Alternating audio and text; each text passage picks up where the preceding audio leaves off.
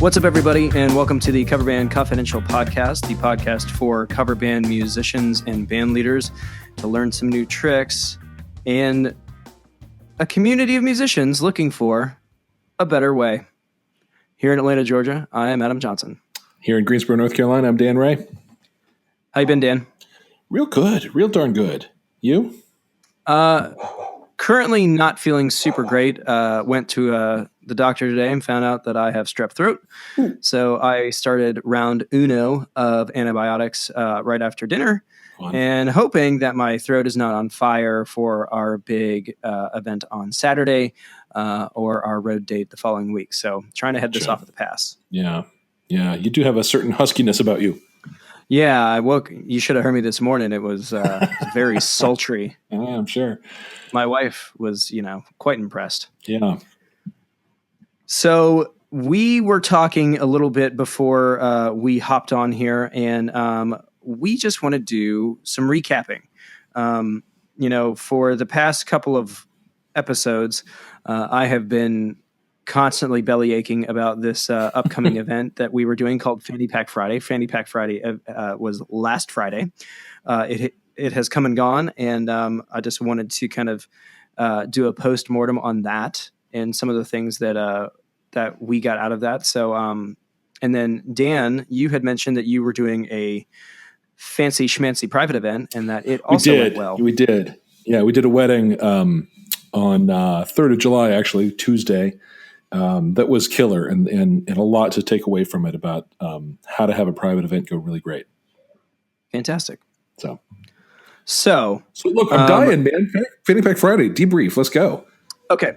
So the for those of you who are just tuning in, Fanny Pack Friday was a concept that first of all, the idea was just the name. I just thought the name was hilarious for an event, and I was like, well, how?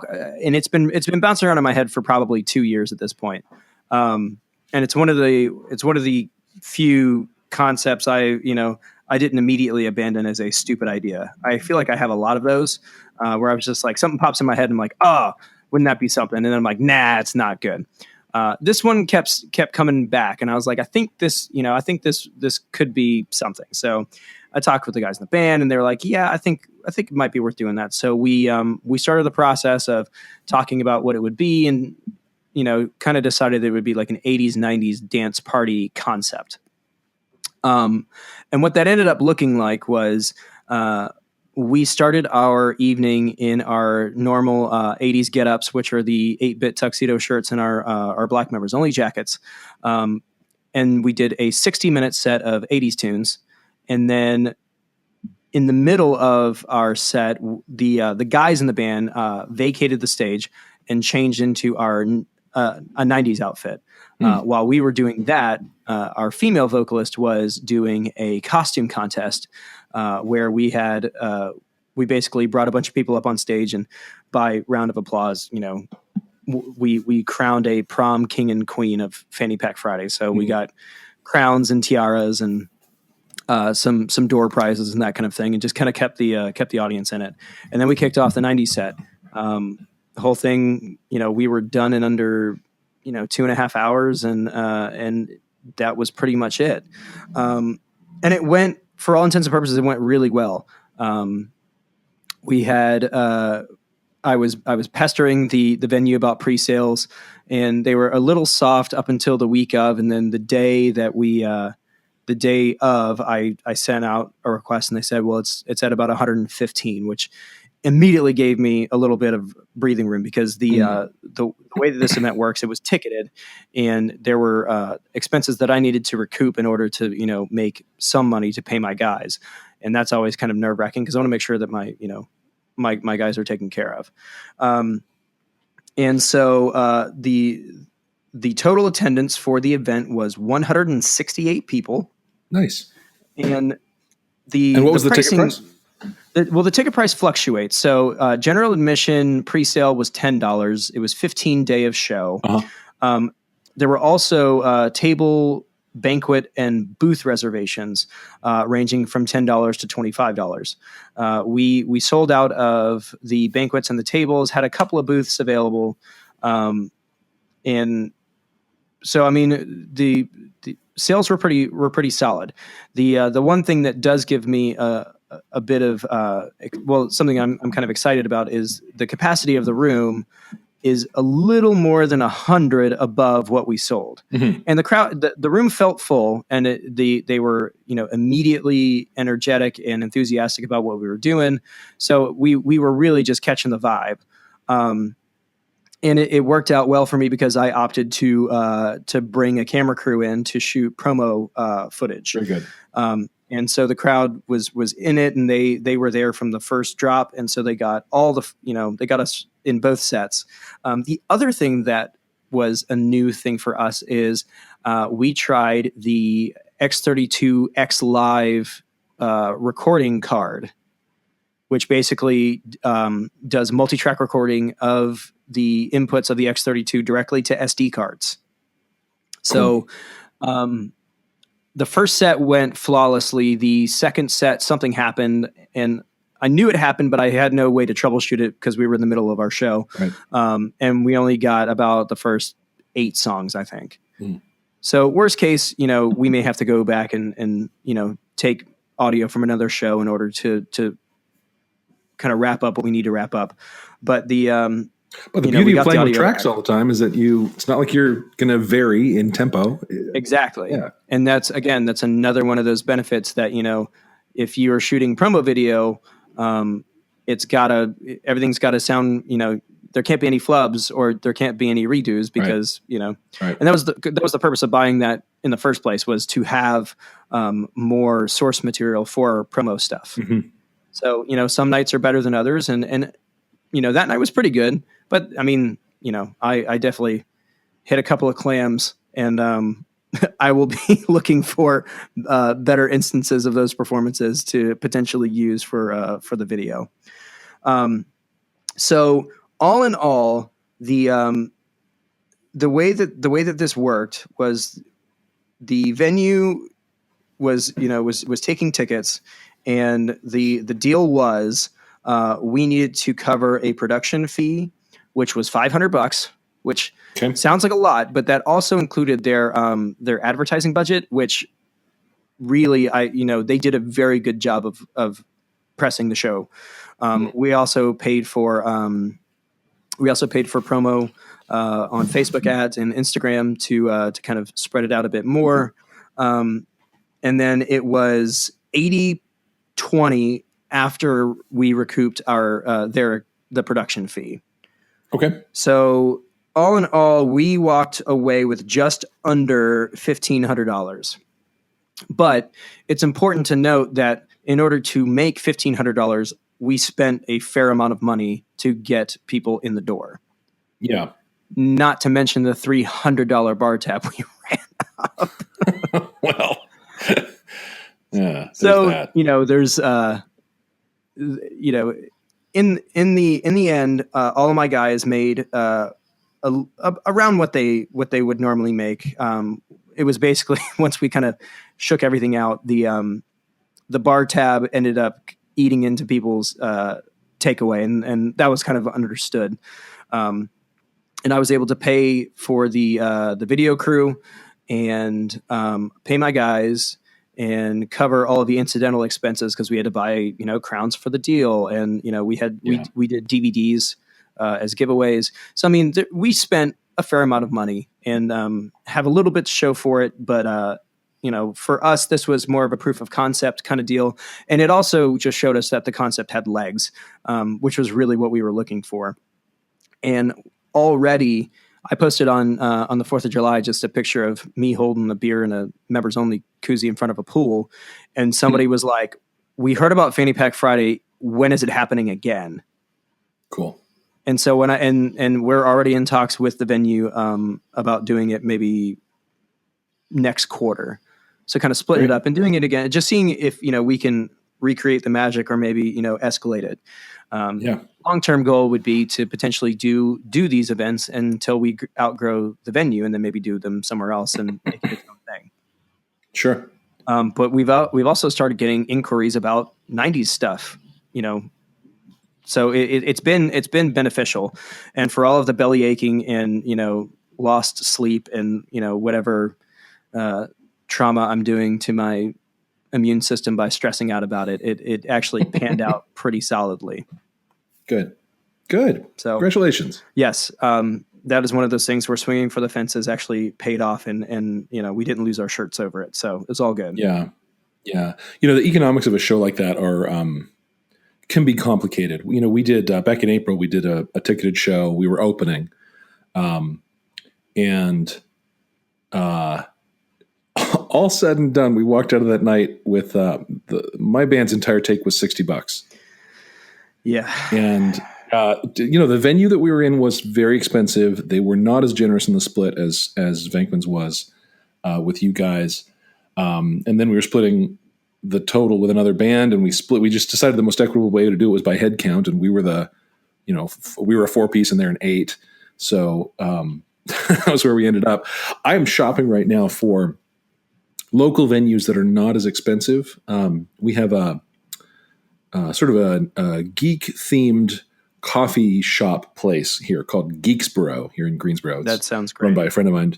It is amazing. And you walk in and there's vintage console games set up sort of down the walls, and you can just sit down and play Super Nintendo and good beer on tap and pretty decent food from around. And he actually is moving in the next few weeks to a whole new venue that has a kitchen. So there's going to be food on site, and it has a performance space that I imagine is going to be cheaper than the big fancy theater downtown that we did that show in back in April. Mm-hmm. So I'm looking to put my next thing there. I think it'll pan out a lot better. So, but you got to think it all through. I did a spreadsheet. We've talked about spreadsheets. I did a whole spreadsheet with all of if we price tickets at this much, and if we sell this many, here's where we're going to end up. And, none of it was huge numbers because the place itself was so expensive to get into. Yeah, it's we had on the Cover Band Central deal. There was I think it was a band called the Conniption Fits. Those guys. Have you heard those guys? Yes. They were doing they were renting out ballrooms and doing their own events that way. And I reached out to them, just kind of asking. I was like, so what did something like that cost?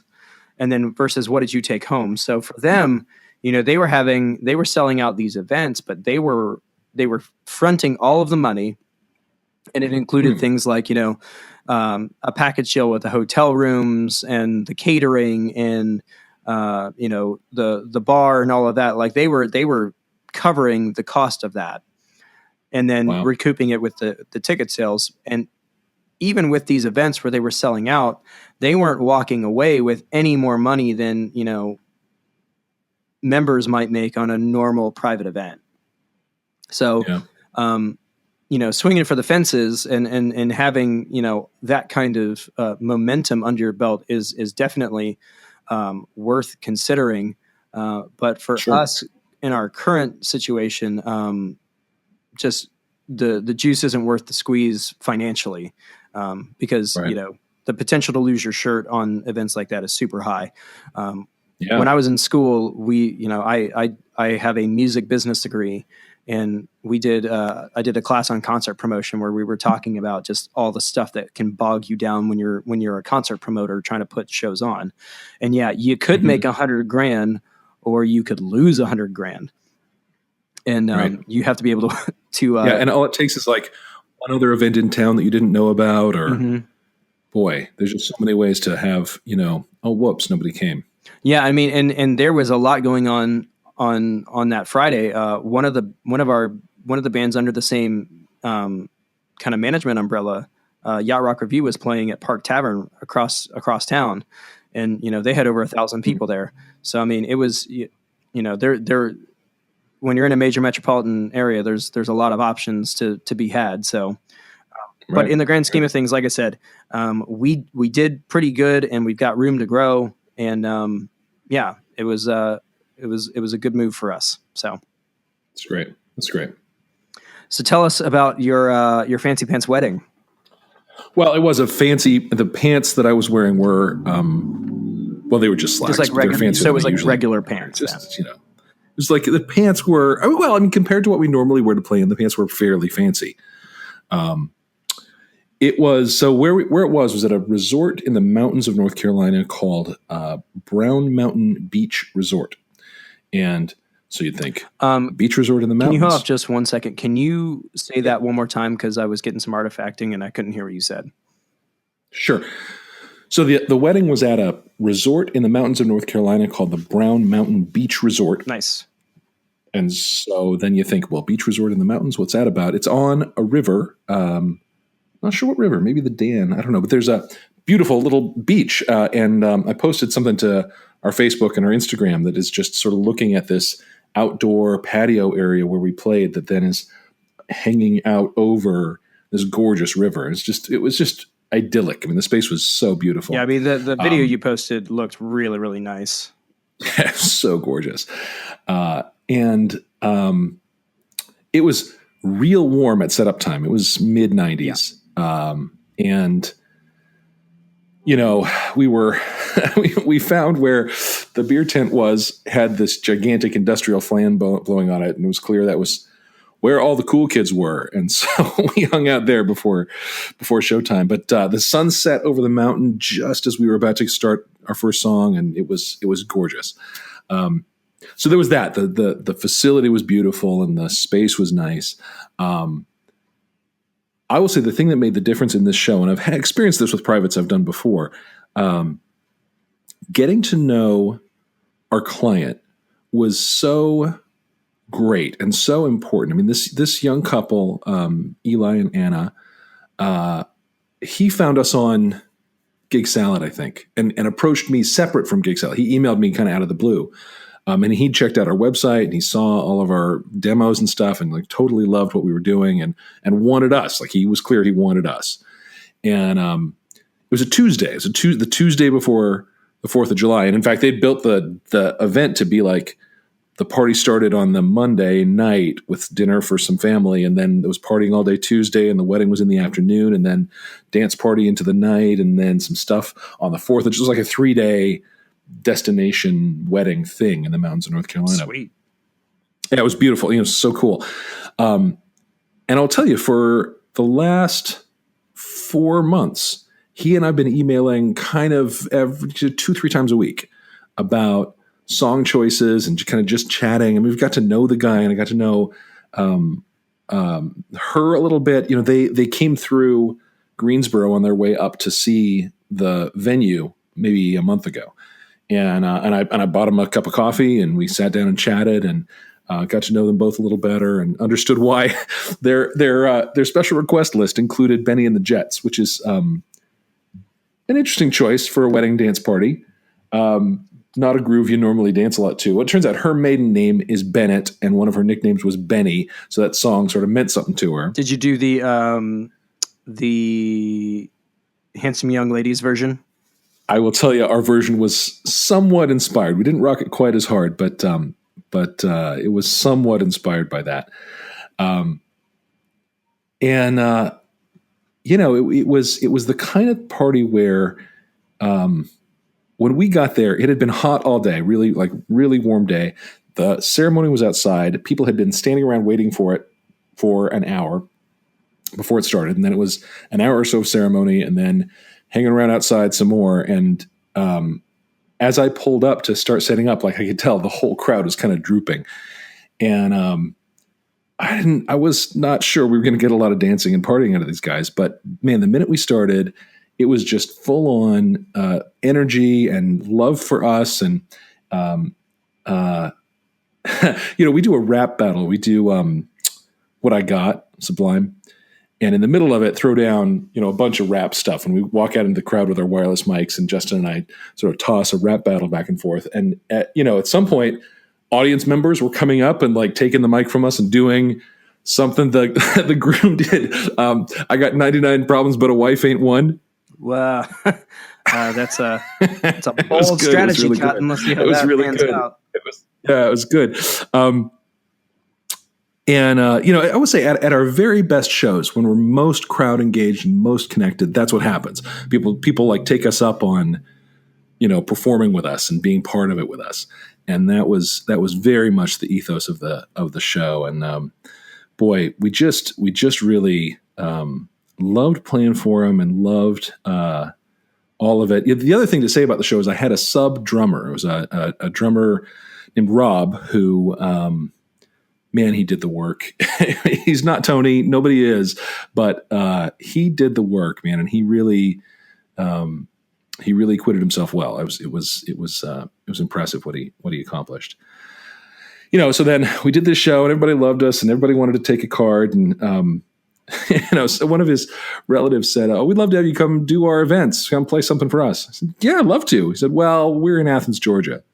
It's like, there are roads to Athens, Georgia. It's not a problem for me. Like, we'll be there. Let us know when, So a lot of love for the Lincolns happened. It was a really, really good time. And it was just, such an honor being part of that for those guys and getting to know them and having to be friends. And I'm friends with them both on Facebook now. So I'm like seeing the pictures from the party and everything.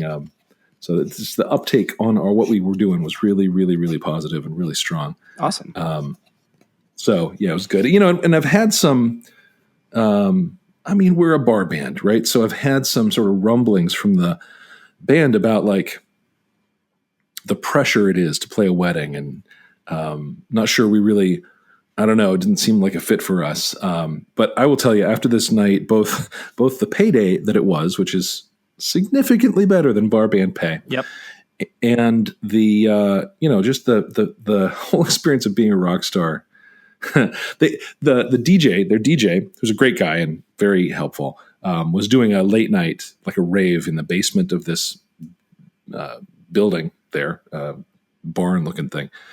And we went down to say goodbye to him after we wrapped up, and like the DJ called us out over the mic, in the house, Glenky Lincolns, and the whole place went nuts. And it was like, I know it's just a wedding. It's just like 40 people in a basement, but damn, I feel like a rock star. It's the coolest thing. Yeah. So I think I think I've got the band won over to weddings being cool. Yeah. I mean, weddings are typically really, really fun or not fun at all. And they're very rarely, in the middle. Yeah. Yeah. But yeah, we've done plenty of weddings, and the last one we did was cool because like at the end they didn't want to like do the whole sparkler run off to the car or drive away thing. They're like, we have a bonfire up the hill, and you guys should come and hang out, and so we did, and it was really nice. Yeah, exactly. So yeah. So I guess the takeaway, the thing I would recommend, and I've done this with birthday parties and stuff that we've played before. Get to know your customer. Get to know them on beyond just like what songs do you want and what songs do you not want level. Find out kind of who they are. Find out why Benny and the Jets. What's that about? Because the more you know about them, the more you can tailor your performance. We also had some moments of just like being ourselves and letting it be a little loose on the stage. There was as a kid, it's like a puddle of water that was, I think, air conditioner runoff kind of down into the stage, the dancing area. And somebody had brought out ice cubes and dumped it in there. And there were a bunch of kids like stomping around in a cold puddle. It looked like great. I kind of wanted to kick my shoes off too.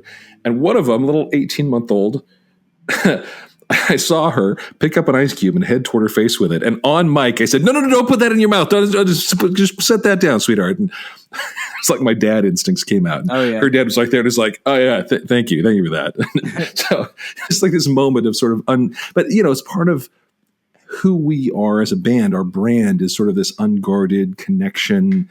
We're just normal. So there was a great opportunity to be that and be ourselves with people too. So, it's just one example of that. The whole night was full of that kind of stuff. Yeah. And I think, even with our event, the takeaway is still the same. When we were preparing for this event, I did tons and tons of research because I wanted to know who my customer was going to be. So sending out surveys and taking, that information and creating a playlist and an event, kind of flow around that information was of paramount importance. And the thing that was really interesting, it was that our crowd was very diverse.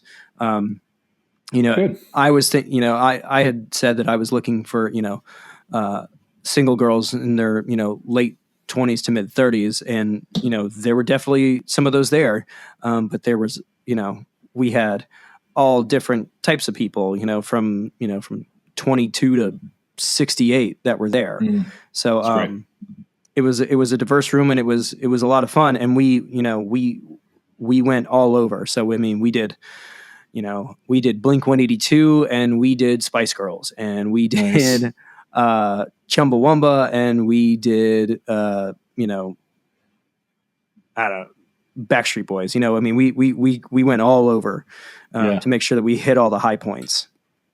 So very good. It's important stuff to know. And I'm glad that everything went well for you guys. And, hopefully the thing about private work is that it usually begats more private work. So right. You can still keep your ethos whilst, maybe picking up some bigger paydays every now and then. Yeah, absolutely. Nothing bad about that. That's right. I mean, in fact, if we headed toward being a festivals and privates kind of band, I like bars. I would never want to quit bars, I don't think, but I certainly wouldn't mind moving up the food chain a little bit. Sure. We the event that we're doing on Saturday, they've been doing like radio spots, and it's a fairly high budget event. We're playing to like a lake though, so it's not we're not playing at the lake. We're playing on the lake, towards the lake. So it's being put on by a marina. So the stage is facing the water, and they just want people to pull their boats up for this concert. So that should be interesting. But like, even if it's a great turnout, the closest people will be at least 300 feet away from us. So so turn it up. If there's any dancing, they're going to have to get wet. Literally in the water. So yeah, I'm interested to see. This is the second one they've done. And like I said, they're, one of the local rock station DJs is going to, MC the event and all of that. So it should be fun. So we're hitting just under 30 minutes. So what I would like to do is switch gears.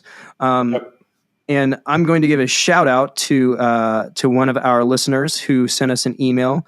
And you can send us emails as well. Hit us up at coverbandconfidential@gmail.com. But today, as I was heading into work, I got an email from a guy named Ryan O'Leary.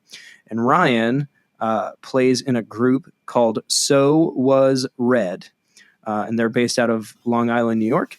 And did you check out their Facebook page, by the way? I have not. Unfortunately, I've been wall to wall. Once I got back from the office, I went to the doctor, and then one thing. Well, I'll tell you, it's rare that I pull up a Facebook page and I'm struck by the branding, but I really was. They've got So Was Red. I presume is a Shawshank Redemption reference, but the cover picture on their Facebook page is this logo that's just those words. So Was Red, and it's black with white words, and the word red is in red, and it's really striking.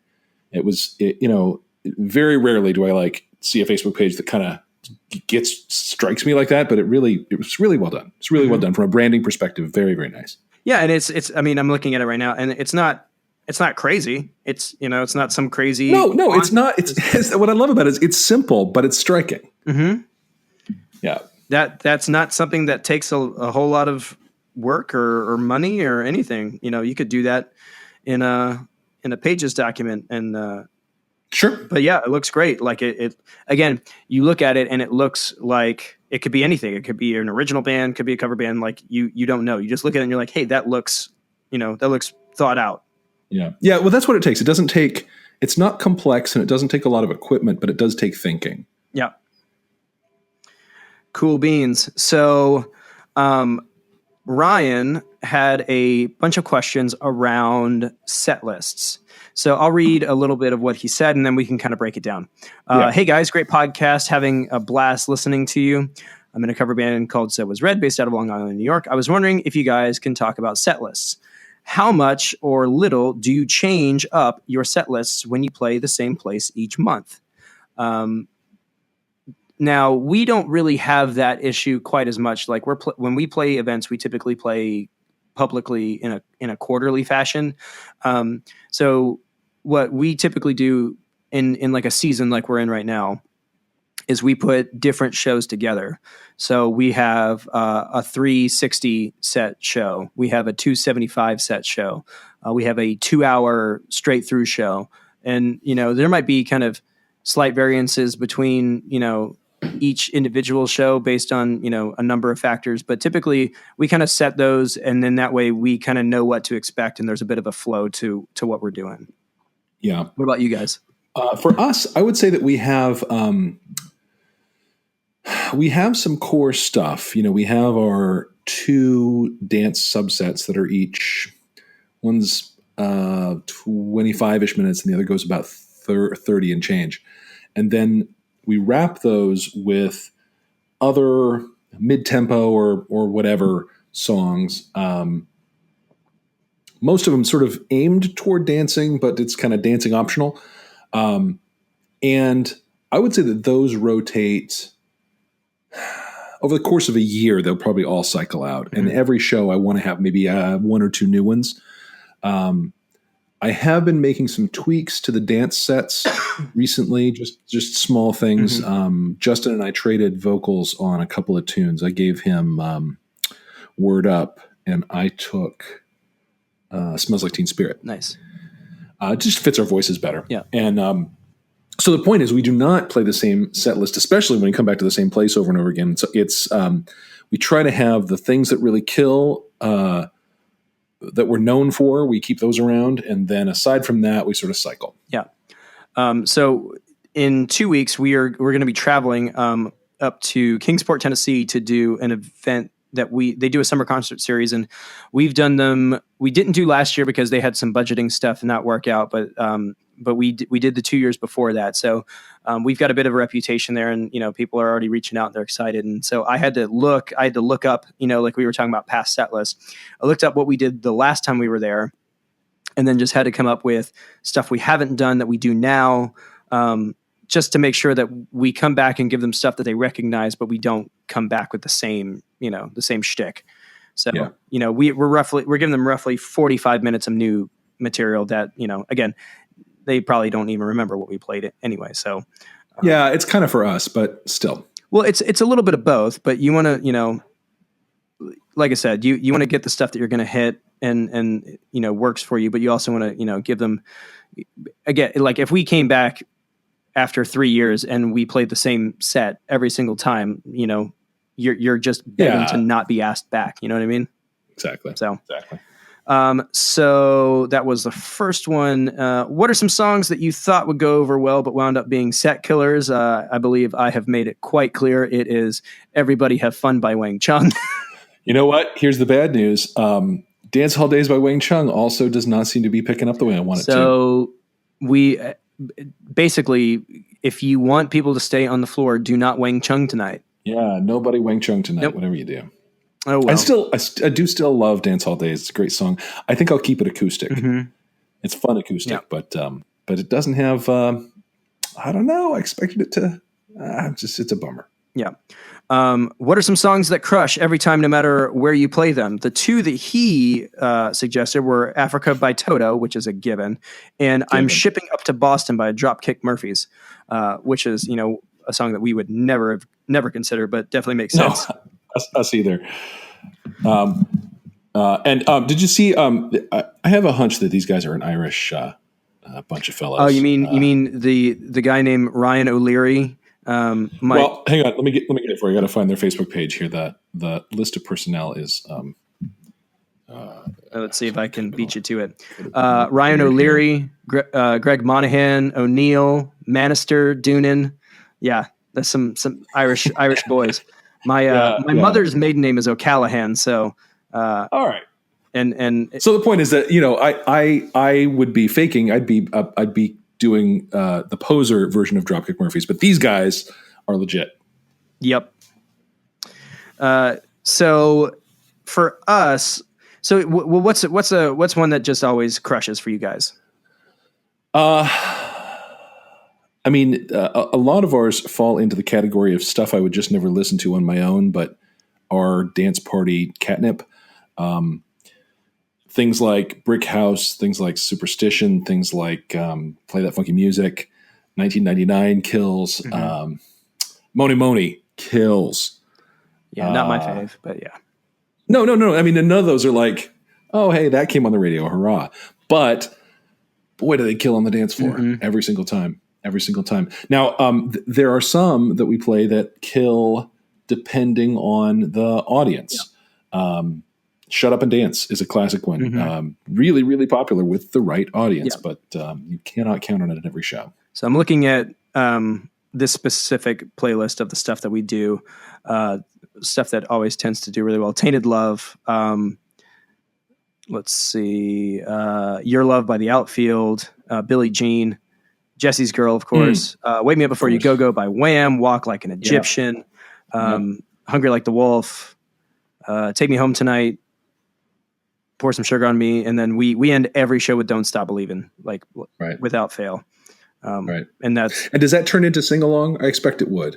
Yeah, I mean, it's the whole point is, and if you go way back into our our social media, what I used to do is I used to shoot video of us doing the end, like the last part of Don't Stop Believin', because that's typically when you've got the crowd right where you want them. They're they've got their beers over their heads and they're just screaming along with you, and it's a good vibe. And we use Don't Stop in a lot of our promo material because it's a good song for us and it plays well. So good. Yeah, we do. I mean, they're not all fast dancers for us that crush. We end almost every show with Purple Rain. Yeah. And it's really similar. Everybody's screaming along. We're giving them a break from the high energy stuff. There's some couple dancing happening, but everybody's still super engaged. And then, the solo at the end just tears the roof off it. We end them on that big high, and it's great. So we don't do Purple Rain. We probably should. The Prince songs that we typically do are Let's Go Crazy, and we had to learn Kiss for an event, and then as of recent, I've just been pulling it out because it's just one of those songs that I think I have a pretty well developed upper range, and so for me, it's not a song that's hard to sing, but I think it's the impression that because it's so high, it is difficult to sing. That people just really just love that song. You do it up in the falsetto? Yeah, the whole thing. That's nice. And I even do like the whole screamy part at the end with the where he's just it's I can't do it right now because my throat's on. No, obviously. Yeah, Justin sings that one, and he does it an octave down for the first two verses and then does the falsetto on the third. Yeah. Which works pretty well. Yeah, no, it's a good one. And I love doing Let's Go Crazy. I mean, it's got such a good groove to it and the energy is so high. We typically start our second set.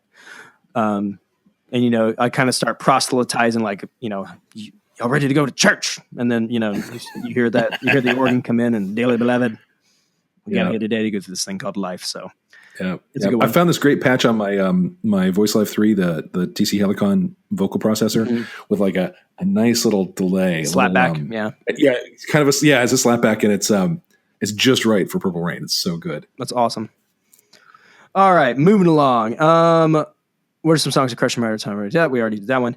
How do you write a set list? I know you said like a W, where we had referenced that, you kind of ride the wave as far as, upbeat and downbeat and kind of give people time to kind of, adjust. But he continues, he goes, but does BPM factor in? Does the key of the song ever factor in?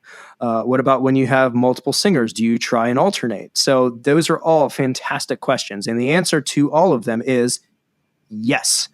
Moving along. No, I'm just kidding. So for me, when I say like a W, just for anyone who hasn't listened to that old episode, I don't even know what episode it was.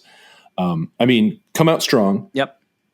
Fade into some mid-tempo stuff that's sort of engaging but not high energy. Have a big middle part that gets high, bring the energy up toward the middle. Yep. Hold it there for long but not too long because you can wear out a room. Yep. Give them a little breather and then end a set strong. And that's what I mean by W. So up, down, up, down, up. Right. So, and I would go ahead. Go ahead. Well, so I was just going to say, mine goes into the next question. So go ahead and complete your thought for sure. Well, so does mine. Does BPM factor in? I would say BPM is probably not the only factor, but probably the biggest. There are grooves that are undanceable. So that's the other important thing. We do Elvis Costello. Pump It Up. Pump It Up. Thank you. Oh my God. Yes. Which is a high energy, big, fast, bombastic thing that cannot be danced to because the groove is way too forward real pushed. Quick, can you complete that thought again? We lost you there for a second. So which Elvis Costello song is it? We do Pump It Up by Elvis Costello, which I had thought was going to be a dance floor killer because it's fast and high energy. But it turns out that song is almost impossible to dance to. And why is because the groove is pushing the whole time. There's no pocket to that song. It's all push. Well, and back in the day, there was a dance move called pogoing, and that's about all you can do. That's all you can do to is pogo. Yeah. That's all you can do. And people don't pogo in bars in 2018. It's not a thing. So it's not just BPM. It's also groove and feel and pocket. But BPM is the main factor, I would say. And we certainly do have the peak of the W in the middle be largely about BPM. The second part of the question, I'm just going to keep going through this paragraph, yeah? Yeah. So does the key of the song ever factor in? Maybe, but it's not a primary concern for me. One of the things that I've noticed, if you have too many songs in the same key in a row, it's a little tough on the ear. Mm-hmm. I think you need to mix up the key a little bit. Otherwise, people just start to, it all starts to sound a little samey, and you just have to change things up. So the multiple singers. Yeah. So what do you do? I do try to alternate, but not in a strict onesie-twosie kind of way. I try to have it be even-ish. But if I'm doing two and then Justin's doing two, that's not the end of the world. For a while, until I gave him Word Up, I sang almost all of that dance medley. Yeah. Which was a lot because it starts with Word Up and ends with Play That Funky Music. And hits some intense stuff in the middle, and especially before we had in-ears, like I would end that thing and need a breather. So it's good to mix it up, and then one of the things we've done, we make our set list in Band Helper, and I have color coded the songs by who's singing them, so I can look at a glance and say, "Wow, that's a lot of blue. That's all me. I need to get some Justin in there." We actually have a couple of songs that our drummer Tony sings, and he's green, so I can just make sure I got my two green songs in there. He does. Satisfied and another new one, but not Satisfied. The point is like that I'm obsessed with, not the Richard Marx song. Not the Richard. No. The my brain is not with me today. That was just a callback from the other episode when I wouldn't shut up. Episodes. We have enough episodes under us. We can do callbacks now. Yep. But it's there. You're starting to sell me again on Band Helper because that would be super helpful. So what in our situation, it's a little bit different because we have co-ed vocalists. So we do try to do kind of an every other, or, one of the cool things about a lot of the 80s tunes is that, there's typically two lead voices in the same song. So like, whereas, let's say, I don't know, Living on a Prayer, that's a male song. But then we have songs like The Look by Roxette, which has a lot of female vocals in it. Don't You Want Me by Human League, which is almost split right down the middle. Take Me Home Tonight by Eddie Money. Those are basically duets. So, but otherwise, we do try to do like every other, with one exception. So here's what I'm trying to tie everything in. So I didn't want to mention anything about BPM or key because the next question was, can you talk about some of the medleys you guys do? They were talking about that they do a funk medley that has Play That Funky Music, Jungle Boogie, Aeroplane, and Superstition in it, which are all great. Great choices. Great choice.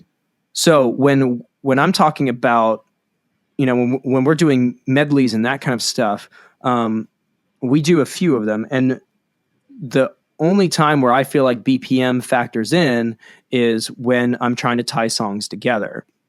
So we have one, what I would call a proper medley. We have a Madonna medley that does, because the BPM is identical for all of these songs. We do Vogue into, Borderline into Holiday into Lucky Star into Get Into the Groove, then back into Vogue. So it's about 8 minutes, but the drum beat never changes. It's just 4 on the floor the entire time, almost like a club beat. Yeah. And it's kind of become the focal point of our show. Now, our female vocalist hates my guts because I make her do it every show, but it's just one of those things that like nobody else is doing. Just to be clear, you're married to that female vocalist. Yes. For marketing purposes, we have separate stage names, and I don't really know who I'm trying to kid, but so I'm sorry to out you, but the more important point is you get to go home with a female vocalist who you've pissed off with your set list. Right. So, but also, I also get paid twice. So, well, that's true. There's pros and cons. And I think that's just old music industry habit. I wasn't allowed to wear my wedding ring when we were touring because, didn't want, our 14-year-old fans to get the wrong idea. Right. But right. Or the right idea.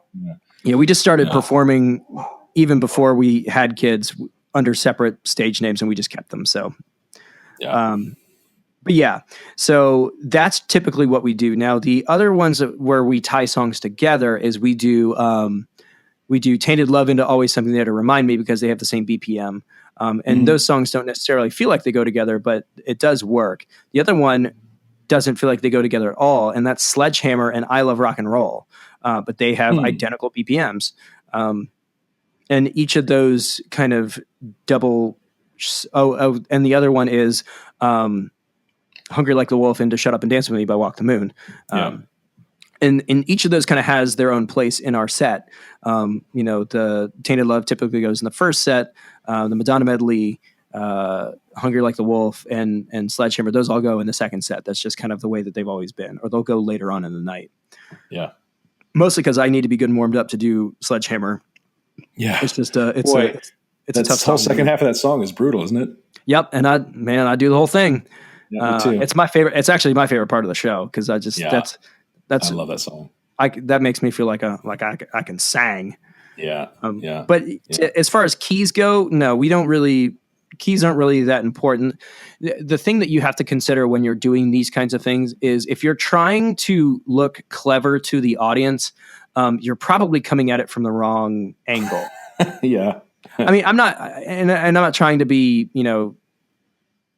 arrogant or facetious, but I think you're, oh, well, if we end on, if the one chord on this song is the 4 chord on this song, and we just lightly modulate, people will think it sounds really cool, and they might, but odds are people won't necessarily notice. You're almost certainly overthinking it. Yeah. Whereas if they don't have to stop dancing, there you go, because you go from one song to the other, that tracks more than whatever theory, wink and nudge you think you're throwing to, your audience. Yeah. Now I'll say some of our, I don't really think we do medleys because they don't, weave together the way a medley does. We do subsets that run together, and they do not necessarily all have the same tempo. We go from Word Up to Crazy to Happy. Yeah. And Crazy is much slower than Word Up or Happy. Right. And we do that by sort of a prepared and practiced count in that, because both of those songs start with kind of a dun, dun, dun, dun, dun, dun, I remember when, right? And Crazy, same thing. It's like a four beat count in. Right. So we use that to count in the new tempo, and we've done it enough times now we can do it in our sleep and without looking at each other. You can do it by feel at some point. Yeah. So so that's how we make those tempo changes. Let's see, our first set. I'm looking at what we're playing next weekend. What about mashups? Do you guys ever do you guys do mashups? We're like you kind of mush to. I've been putting. This is fun. The last couple of shows, this was kind of spontaneous. I put the first verse and chorus of No Diggity over Use Me by Bill Withers on the talk box. Okay. So there's a lot going on with it, but like when people realize what I'm doing, they all sort of stop and drop their jaws on the floor. It's fun. But in this next show, we actually are doing No Diggity as a standalone tune. So I'll have to rethink that. Our first set mashup, or not mashup, just a dance subset is Born This Way, No Diggity, Sex Bomb, Word Up, Crazy Happy, Moni Moni, 1999. So that's pretty long. Yeah. That's as long as I would go. I wouldn't add any more to that. Second set, Sledgehammer, Superstition, Kiss, one verse and chorus of Venus, and not any more than that, because that's all anyone ever needs of Venus. Long Train Runnin', which is cool. Venus and Long Train Runnin' are the same tempo. And then play that funky music. Yeah. And we really like to take, for instance, we go from Superstition into Kiss. Instead of playing that big A sus thing in Superstition, I do the E that starts Kiss, and we just go right into that. We finish the last bar of the chorus of Venus and go straight into the G minor riff of Long Train Runnin'. And the point is, like, each one of those song changes is kind of a whiplash for the audience, and they get smacked by it and they love it. And that's, part of what our show is. Yeah. Cool beans. Next question was, how often do you pull audibles? We pull audibles every show, basically. Yep. Here too. We I try to put our song list within 3 to 5 minutes of the time that we're trying to aim for, and inevitably, without fail, there's always one or two that don't make it. Let's see. At the wedding, we were coming up on a planned break at 9:00 to put the older people on the shuttle back to the hotel. Yep. And I knew we had to sacrifice something, and what it was our typical first set ender, which is Sympathy for the Devil. Yep. So we ended on Benny and the Jets, which was a customer request and had, surprisingly, at the end of it, the right energy to end on. Mm-hmm. And so we left Sympathy out and felt bad. It's kind of one of our, Justin and I go out front and play this solo together, and it's kind of a great song for us. But I had this hunch that at the end of our last song, somebody would say one more song. Yeah. And they did. So we did Sympathy for the Devil as an encore. Well, and that's actually the last question is, do you save songs for encores? Yeah. What are those songs? Yeah. We don't do that deliberately, but we have enough extras. And by the way, I almost always have an extras set at the bottom of the set list that we can pull from, call audibles off of, just kind of glance at. Because, I'm bad enough remembering song names as I sit here, having a conversation with you. By the way, the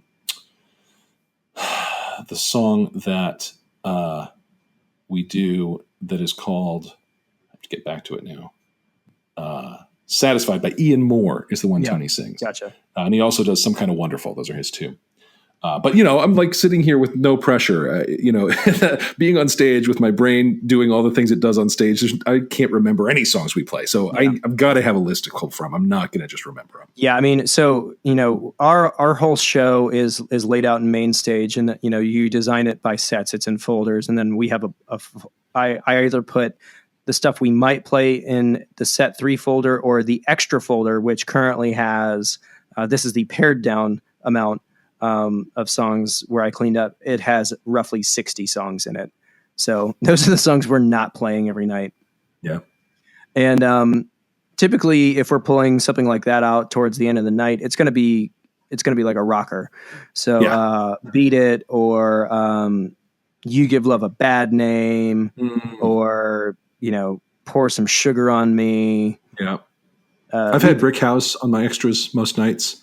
That one fell out of our dance set just because we were kind of tired of it, and so it's been in the extras every night for the last 6 months, probably. Yeah, and there's a couple of songs that I'm really wanting to pull back into rotation.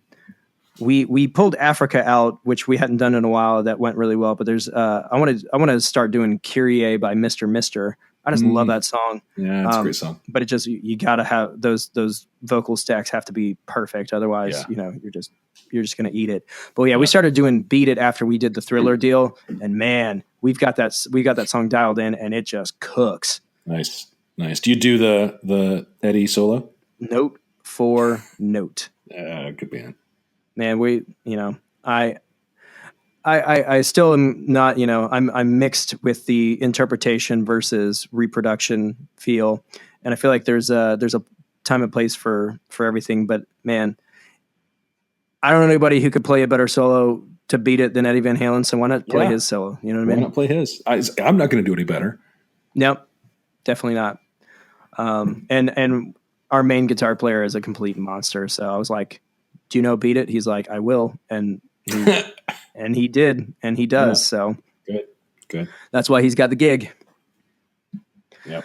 So big thanks for the email, man. That was a super fun conversation to have, and it put us right at our normal stop time. So I love it. Yeah. Thanks, Ryan. Appreciate it. Yeah, man. Ryan O'Leary. Check out his band if you're up in the was it Long Island? Is that what he said? Long Island, yeah. Long Island, New York area. And like, we have said on multiple occasions, we've got nothing going on. So if you want to hear about something, just shoot us a message, because we got no plans. Yeah. And as cover musicians, our audience pleasing instincts are strong. So well, and not only that, we came in, we thought we had a rock solid game plan, and our conversation was like 14 and a half minutes. So I'm real happy that Ryan dropped in. Yeah, totally. And he followed up after I wrote to him. He did say, sorry for all the questions. It's just great to hear a podcast that I can relate to on so many levels. And I'd love to hear your input on this subject. Very cool. I've been telling others about you guys, and will continue to pass it on. Thanks again for hosting this podcast. Ryan, thank you for listening to this podcast. Otherwise, I'm just talking to Dan in a vacuum, Absolutely. Which is what we've been doing. So this has just been a blast, and it's fun to connect with other guys and other bands. And like I said before, just kind of finding a way to make things better. Trying to find a better path for what you're trying to do. And, we want you to dream big, and we want you to swing for the fences, and we want you to make more money. We want you to do all of those things. And, if we can help you, we would love to do that. And even if it means that you hear what we say and do the exact opposite, if it works for you, then it works for us. Absolutely. So yeah. Love Fest aside, thanks to everybody for tuning in, and we'll go ahead and call it for tonight. Yeah. Here in Atlanta, Georgia, this is Adam Johnson. I'm Dan Ray from Greensboro, North Carolina. You have been listening to the Cover Band Confidential podcast, episode 15. Have a great week. Yeah.